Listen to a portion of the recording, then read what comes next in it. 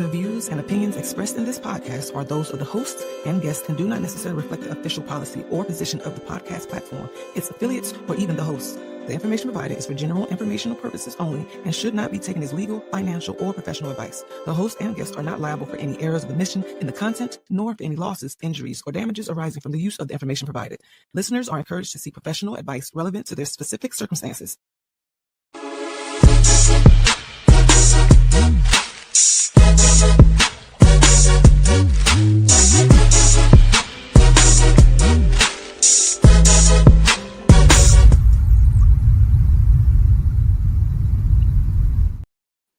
Are we live? What's good, great people? I am Ezel Moon, and I have a special guest in the building today. Tonight's guest is someone whose story reminds us that laughter can live in the same place as adversity. He's a comedian, storyteller, motivational humorist, and my frat brother. But more importantly, he's someone who has faced life-altering challenges and still found a way to turn pain into purpose. After surviving a stroke, he didn't retreat from the stage. He leaned into it, finding humor even in the hospital bed and transforming that experience into a message that resonates with audiences everywhere. His comedy reminds us that sometimes the punchline isn't just about making people laugh. It's about helping people survive. Tonight, we're talking about resilience, perspective, friendship, and the deeper meaning behind laughter. Please help me welcome me, comedian, stroke survivor, and my frat brother, Brandon Dee. What's up? What's good with the Qs? Yo, you know what I need to do? I need to have a what's it called? I need to have like a track for like applause, or you know what I'm saying, something like, just because I really put time and energy in typing out the intro. I need to at least hear a round of applause, whenever people come on stage, something, you know what I mean? I'm with you. Now, I appreciate that intro though. You definitely made me feel like I was somebody. How Jesse Jackson say, I am somebody. I am somebody. RP dog, man. Absolutely. But I truly do believe you are somebody, though. It takes a lot to go through the things that you've gone through, and power forward, and not retreat from life, and not let life detract you from your next stage. Speaking of stages, you've opened up for B. Simone. Yeah. No. Tell me about sharing stages with those with that type of comedian and what it did for your comedy style. Well, I think the more important part, I could tap on that, but the more important part is how that came to be. Man, I got connected with some entrepreneurs. I've been doing stand-up comedy since 2011. Got away from it for a little while, becoming a firefighter. Then I got connected with some people after I was released from the fire department. And I learned a lot through coaching and through mentorship, and something that they harped on a lot, which is something that you hear majority of influencers and business coaches talk about today is creating value. So I read this book called The Go-Giver, and in the book, it talked about just that, creating value. And I saw B. Simone posted on her Instagram that she was going on tour. And I said, you know what? I have her number in my phone because we did an event where I was behind the scenes production, and I was kind of like assisting. And I had her number for about 3 years. Never used it, right? I would just hit her up. Hey, B, how you doing? Hope everything's okay. And I said, you know what? Let me just take a shot. Let me take what I'm reading in this book and go for it. So that's what I did. I reached out to her. I said, hey, I saw on Instagram that you're about to go on tour. Do you need help, writing or punching anything up? She was like, yeah, let's meet on FaceTime. So we got on FaceTime that very next day. I helped her punch up some stuff. I didn't write anything for her. We just went over some of her material. I was like, hey, you could probably try this. You can move that. Oh, I like that. Right. Spent about an hour on FaceTime with her. And afterwards, she said, look at my schedule and let me know if there's any dates that you want to hop on. And I said, well, Birmingham, Stardome. I had been trying to get into the Stardome for about 10 years up to that point. And I was like, I want to do the Stardome.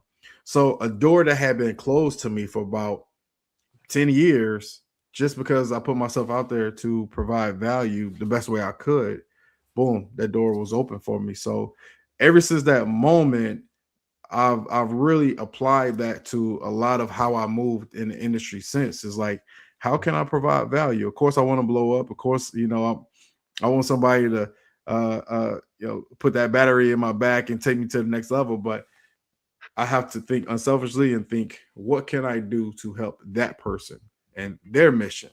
And that's just how I've been approaching those connections and those relationships since then.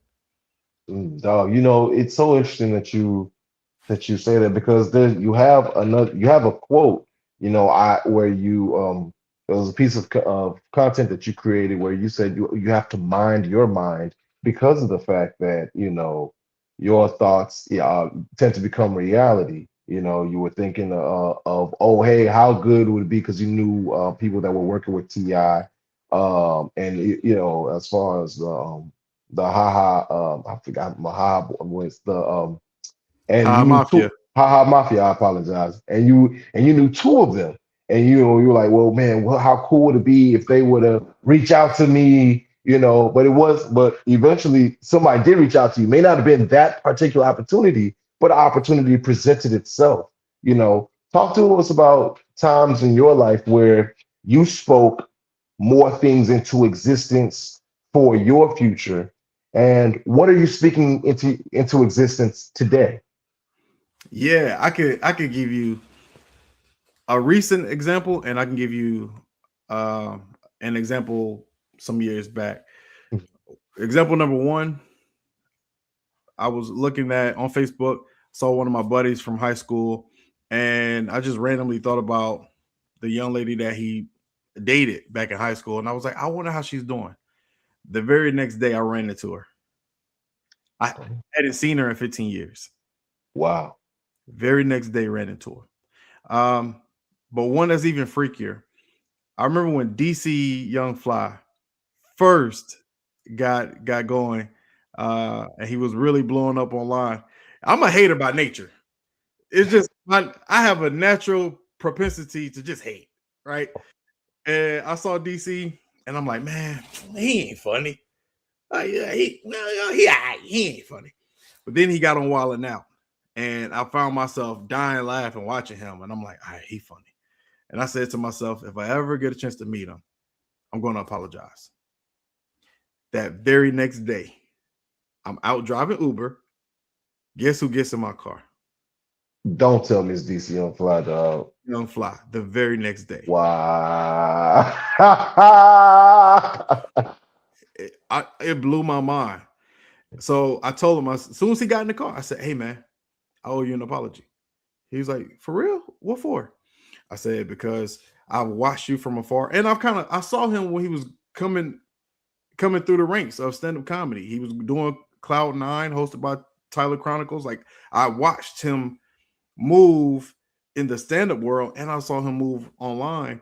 And I said, bro, you are funny. And I was hating. I was hating when I first saw you, but you're very funny. And he said, man, it takes a real one to apologize. So, I gave him that little front driver seat. Yeah. Give him a little front. Yeah. And he was like, boom. Yeah. And that was it. But it was, I've had so many of those moments happen to where it has made me really say, Brandon, your thoughts are powerful. Like where you are is because that's where you think you are, or where you think you should be. Excuse me. And if I'm going to go to the next level, or as I go to the next level, it's going to start with the way that I think. Your thoughts create the frequency creates the actions and behaviors, the actions behavior creates the character creates the opportunity. So it all starts with the way that we think, the way that we see ourselves, how do we talk to ourselves. And now that I've known that, but now that I'm really practicing, I'm only speaking what I want. Even when I'm talking with my wife and she's like, well, that's not realistic. That's not how. I'm like, hey, I'm talking as though it's a perfect world. I'm only speaking in perfect world scenarios. So that's been my approach most recently. Give me, you know, in this day and age, right? Especially with so much content in regards to marriages and so much couple content. What do you feel like are some of the pillars for your marriage that kind of keep things rolling smoothly in your household? Man, oh man, that's one of those questions. I'm like, man, I wish you would have gave me that one ahead of time. that's such a great question. That's such a great question. I like to tell people, all right, so let's think about someone like what's his name, Derek Johnson. You talking about the one that was man that was always telling other people about how terrible of a man that they are, but he was the one that was cheating on his wife, or Boom, the or boom. the light or the light skinned dude that was and the light skinned girl that just recently got divorced. One of them's Both, name is there. Both. both Okay. examples. Both Both of examples. them. What where I think a lot of us go wrong is that we idolize those couples. Yes. And even the people, they kind of put themselves in position to be judged because they come off as though they got it all together. The beauty about my relationship with my wife, we're not afraid to tell you like, hey man, we jacked up. Mm, We're jacked up. And we're only together because we love each other. right. Like she's had ample opportunity to leave me, and not because of infidelity, just because how we view life sometimes doesn't match, right? Like we may grow at different rates in different spaces, but eventually we kind of always come back to the same conclusion, right? We kind of get back to equilibrium every time. So I think transparency. Like my wife, we have a relationship where we're transparent enough with each other to say where we are in the season that we are, and we both have gone on a self-development journey, independently and collectively. So it helps us be more patient with one another.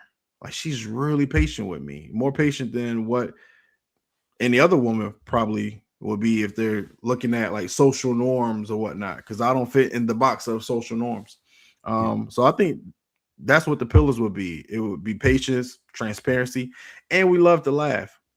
Mm, We laugh, laugh, laugh, laugh, laugh. That's one of my favorite things to do. And her favorite thing to do is make me laugh. Like if she can make me laugh, it just takes her energy to a whole nother level. So yeah, man, laughing through the hard times, laughing through the pain, being transparent, and just being incredibly patient with each other. mm. I think that dog is something about comedy. You know what I mean? It's something about just the because I truly and honestly believe that we innately as human beings want to be in a happier disposition than a sad one. I know for a fact that there are people that walk this earth and they enjoy their sadness and they are addicted to their negative emotions. But I truly believe that we want, like, our default is to enjoy, happiness, and to be able to laugh through things with someone else in this world is it's so beautiful to me, man. It's so beautiful to me. Like, and I appreciate the word that you gave me, even though I know I just sprung this on you with that. I appreciate that word that you shared. Sincerely, sincerely. They Yeah. might need to clip that one. Well, Um, I'll just say, just to add to it, because it's like money, how money compounds.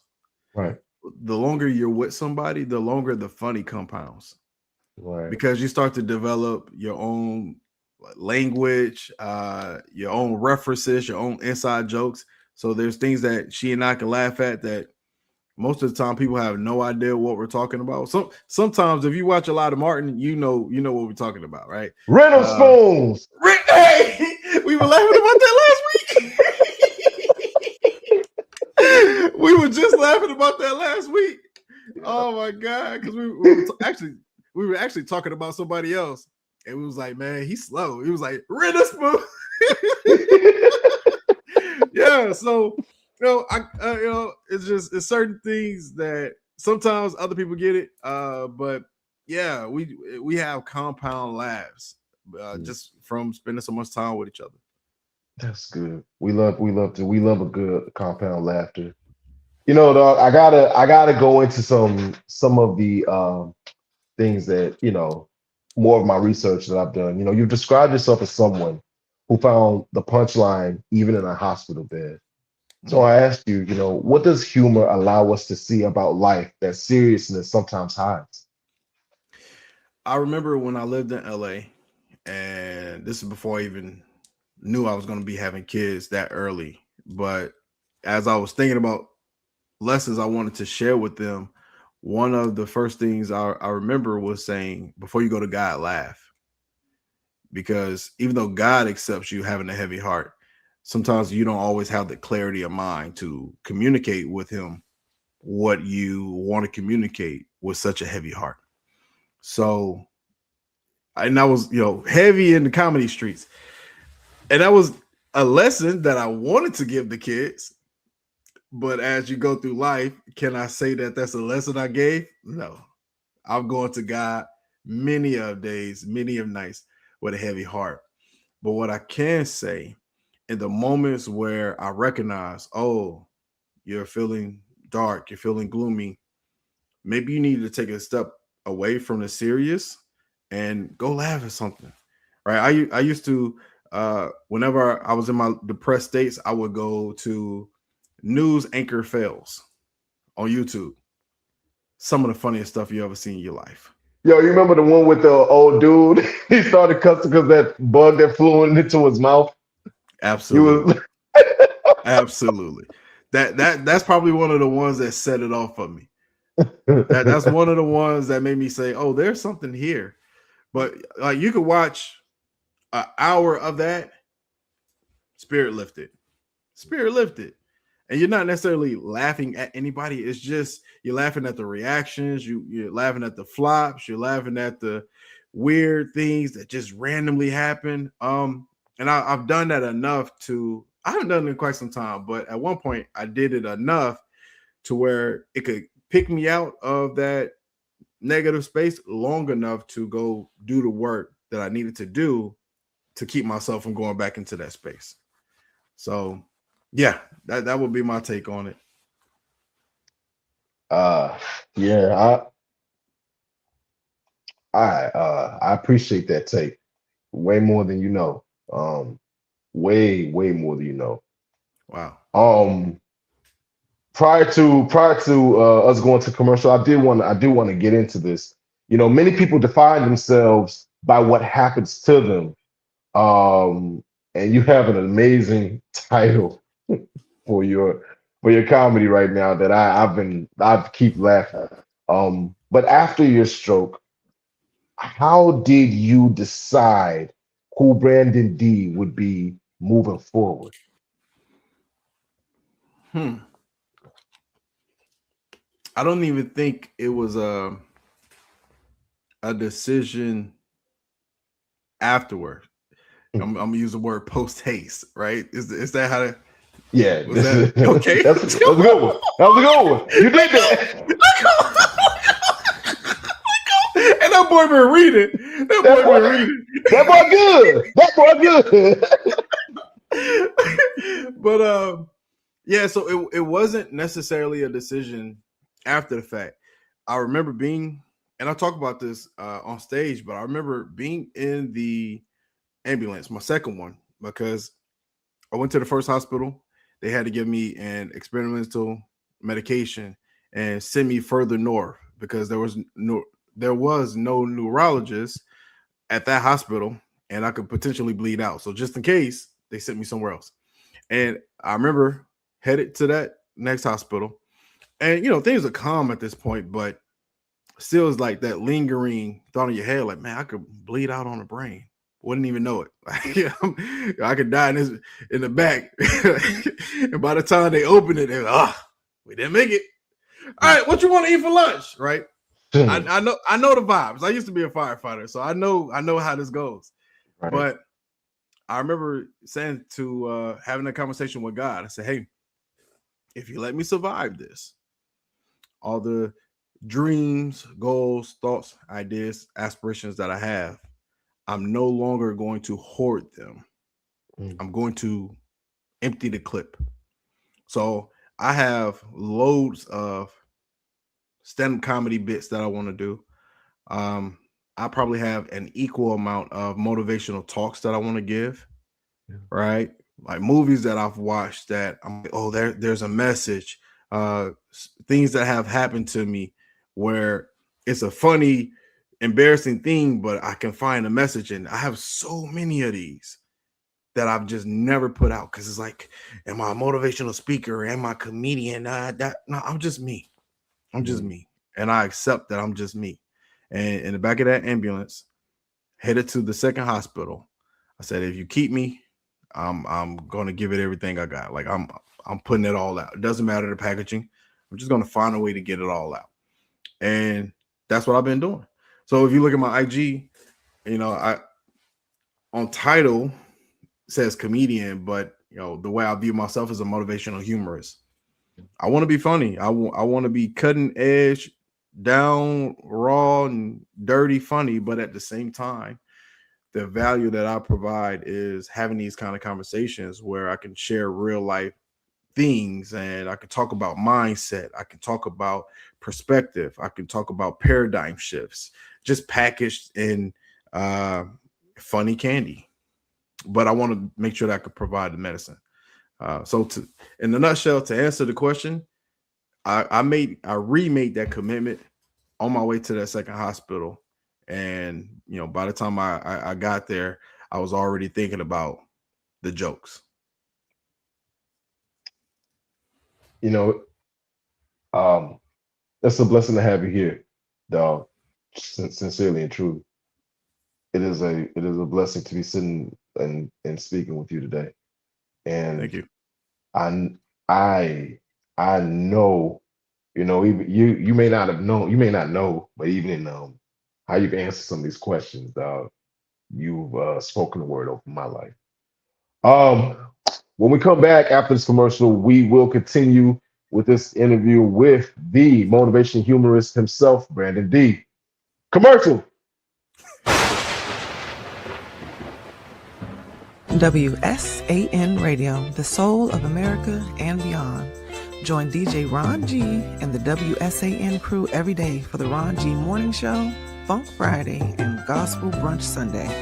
From local heroes to national guests, WSAN Radio connects you to the pulse of our community. One song, one story, one soul at a time. WSAN Radio, where music, motivation, and movement come together. Streaming live, follow us on Facebook, YouTube, and WSANradio.com.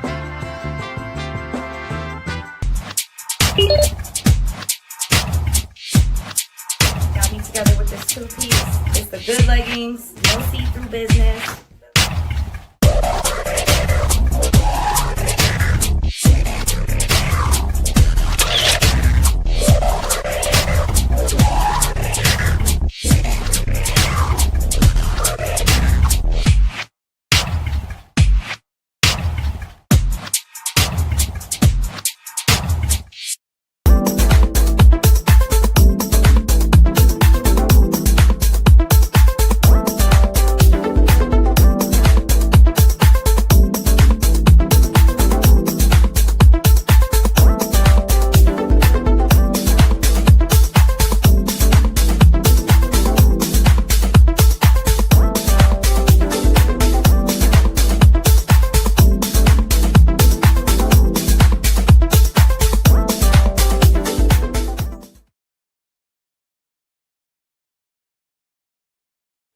And we are back. Thank y'all so much to our sponsors. for today. And if in fact you would like to have your commercial on our page on any of our shows, please reach out to the UnitedFrontNetwork.com. All right, team, I gotta go into this really quickly. Um, and honestly, I don't even think this might. Well, it's up to you on how quick you want to answer this question, right? Um, some people say comedy is tragedy plus time. You turn tragedy into comedy almost immediately. What does that say about how you process life? Um, Funny is always my first go-to, Mm. and I've always been that way. I could recall being at funerals, and I'm like holding myself back because the way I'm just what I'm seeing is so funny to me, and Sure. I'm like really rocking, trying to keep myself from laughing because I don't want to be disrespectful. Sure. But that's always my first go-to. Is what's the funny in it, and it's just my programming. It's just my programming. So for me and my situation, I got out of the hospital on a Wednesday. I was on stage on Thursday, very next night, talking about it.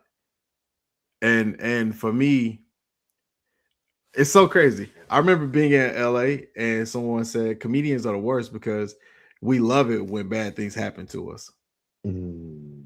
because we know it's material. It's almost a cheat code to be a comedian because majority of the time, even if you're depressed, you still kind of find the fun in being depressed because you're looking at the depression almost an outer body experience.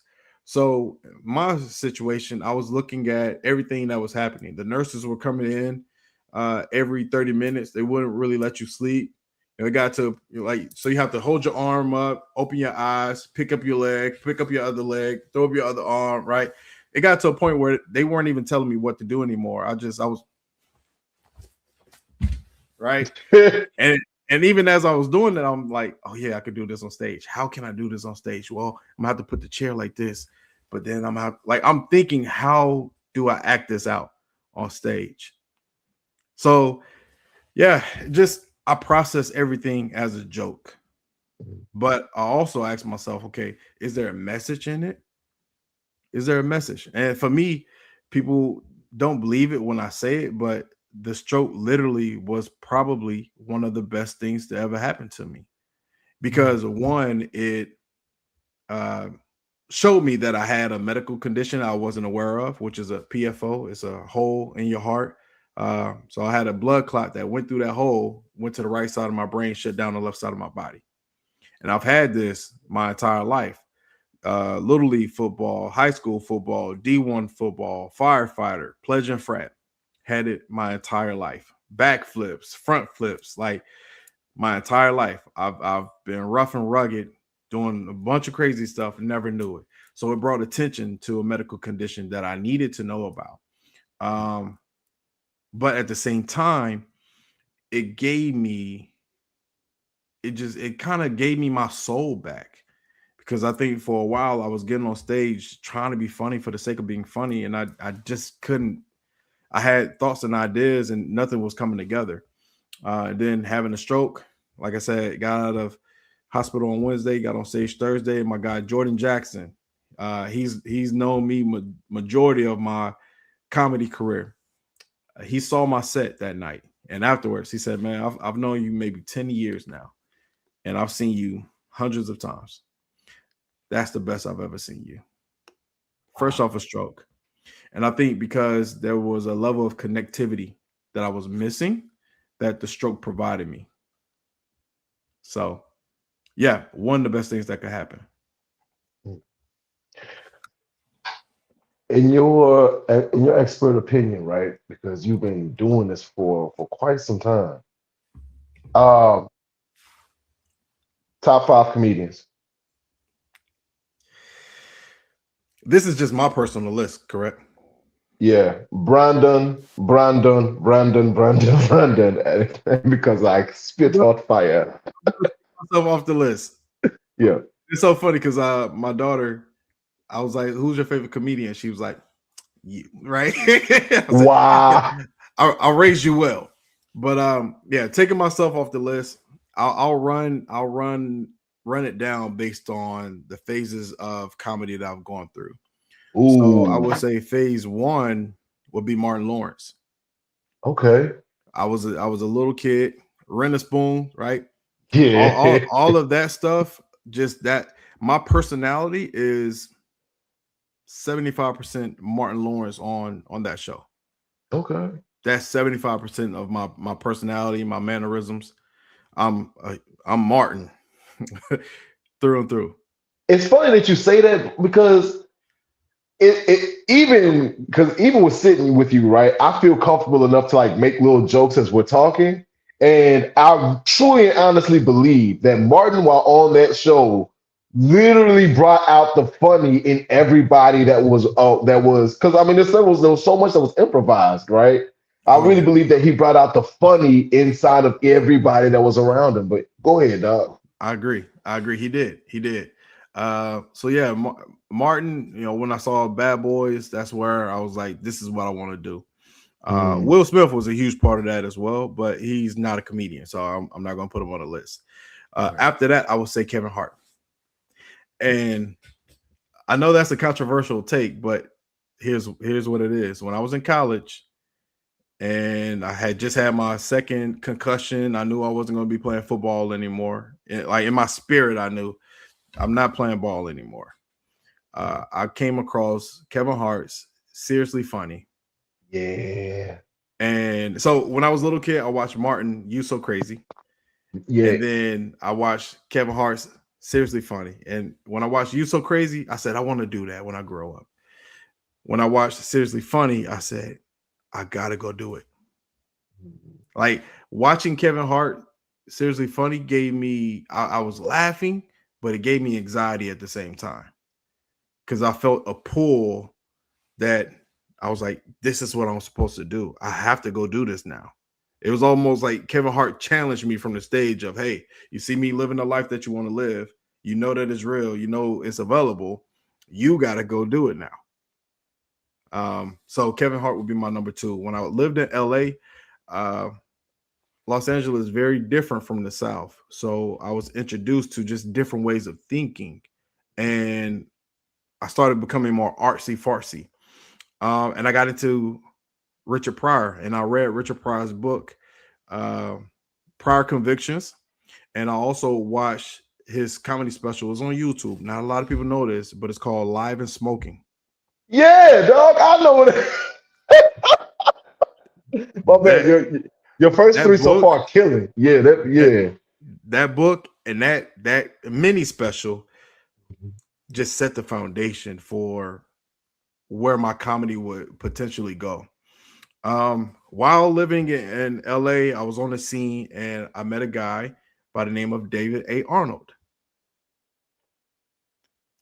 David A. Arnold is a name that not a lot of people know about, unless you're in the industry or you just happen to be really, really hip to comedy. But David A. Arnold was a maestro on that stage. I mean, he was brilliant. When I moved home, I didn't have a relationship when I lived there, but when I moved back home, I got into his mentoring. It was ABC. What was ABC? It was his comedy class. I can't remember the name of it, but he had a stand-up comedy class that he would teach virtually. So I got on Skype. I was on Skype with David a couple of times, going through material. Even on my old computer, it still has a file that says bio for David, because he will have you write out your real life story, your real bio. Don't put in any punches, no funny stuff. Just write your real life story. And I remember him sitting down and reading my life bio. He was like, "Oh, this is funny. Oh, that's." He was like, "Oh, really?" And I was like, "Yeah, that's kind of embarrassing. I don't know if I want to." He said, "The more embarrassing it is, the more you should tell it." I'm like, "Oh, okay, all right." So I watched David from afar. He was a writer, Tyler Perry. He wrote a bunch of other different shows. And then I saw where nobody knew him. he would do like this this toilet tissue thing where he'd be like, credit bitches, right?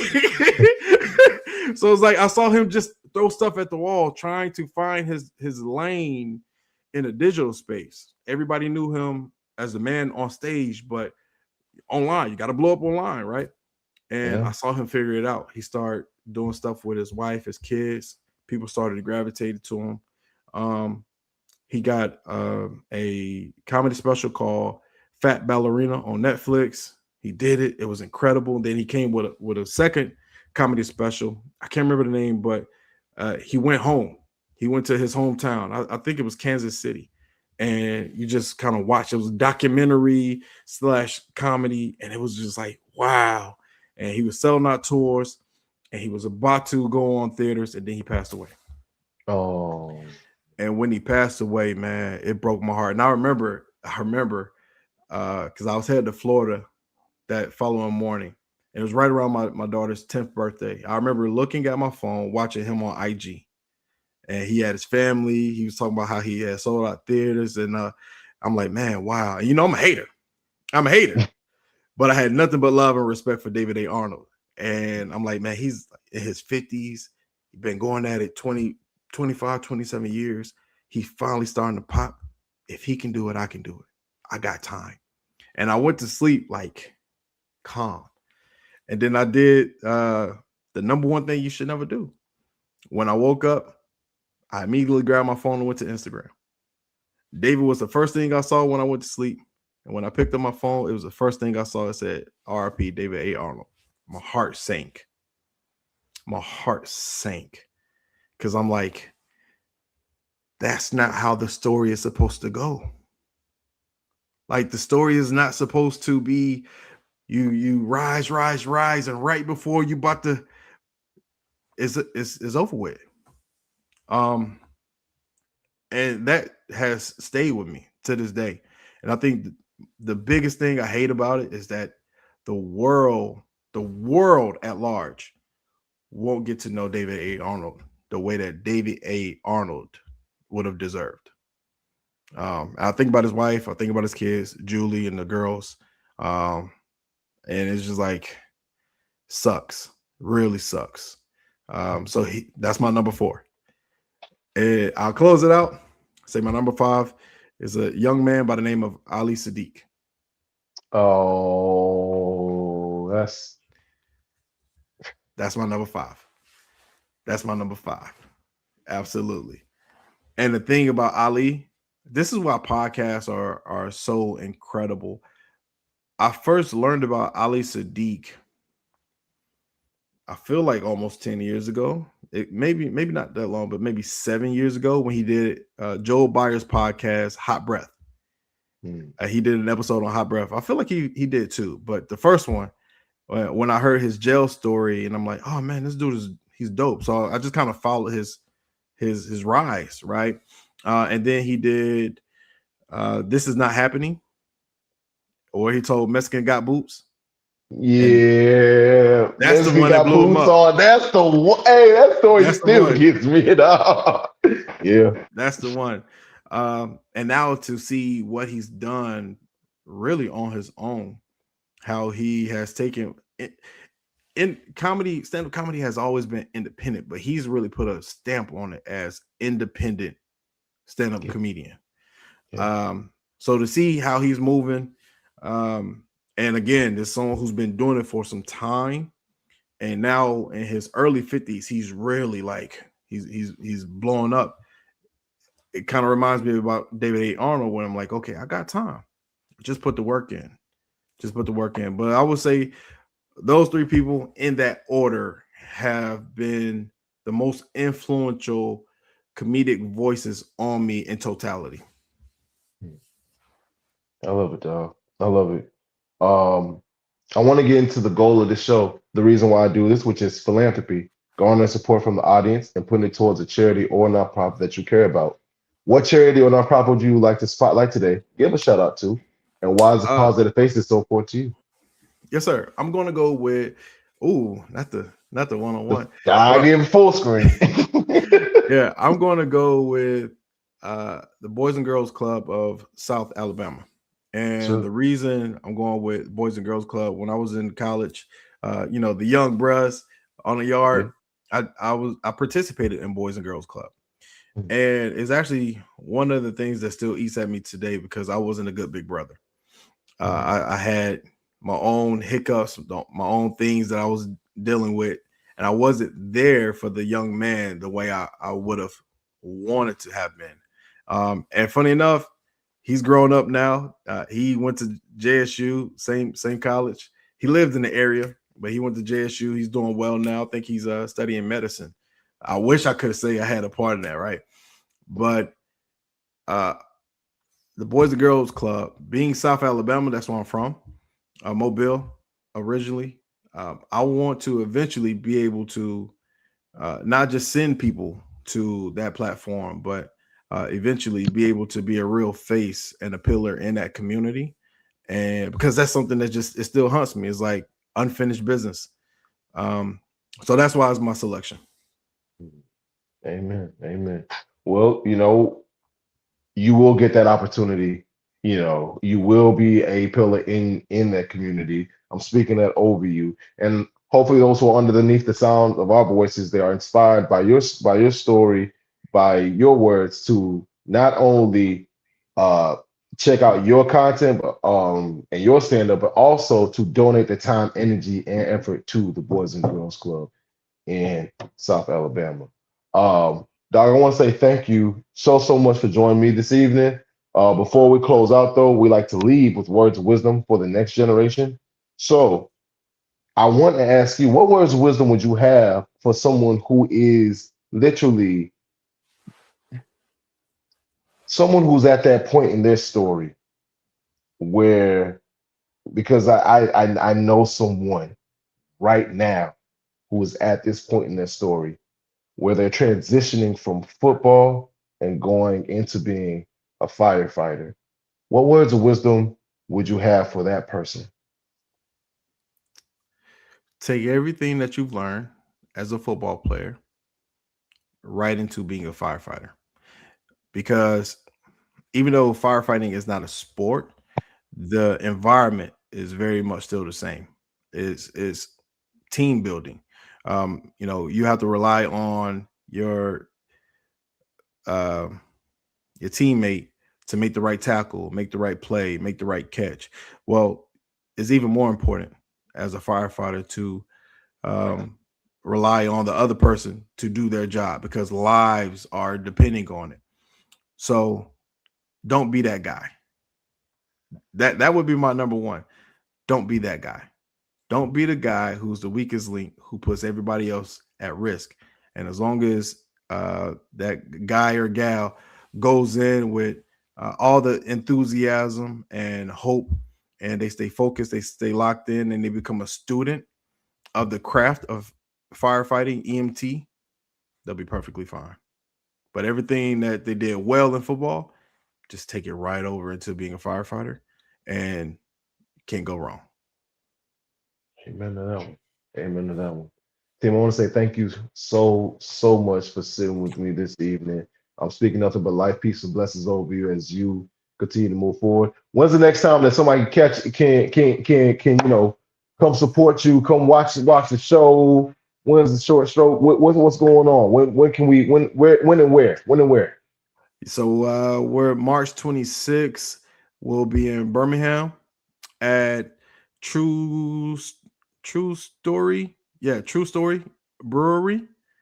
March 26th, and then that's the Thursday, and then the following weekend, April 4th, we'll be in Mobile, Alabama at the Crescent Theater. It'll be my first theater. I'll be headlining, and we're trying to sell out the second. We're trying to sell out Mobile so we can have a second show. And I think I shot Short Stroker, the mini special, in November, and it came out really well. But I said, you know what? We need to keep playing with this, maybe extend it to 45 minutes because this could potentially save lives. This could help a lot of people. So the goal is to shoot the actual special in Mobile April 4th. So that's what we're shooting for. Awesome. All right. So, hey, We know what to do. And once everybody gets a chance to watch this and listen to this, then they will in fact be in that audience, man. Thank you again for sitting down with me this evening. Team, root to the good brothers. Yeah, dog. All Appreciate right, it. no problem. Thank y'all so much for joining me this evening for a frank conversation. It was an amazing interview that I just had. That's an amazing guest to have. You guys, make sure you guys check out his content, check out his stand up. Alabama, y'all got one. Do you understand me? You guys got one. Um, and I would hope that anybody, any of our fans that are out there, they will in fact show him some love and be in that audience. Tune in next Wednesday, 7:30 p.m. Central Standard Time, 8:30 p.m. Eastern Standard Time for another amazing conversation that we'll be having right here on the United Front Network. Uh, yeah, man. I'm Ezel Moon, and I'm not doing it unless it's fun and it helps people. Peace.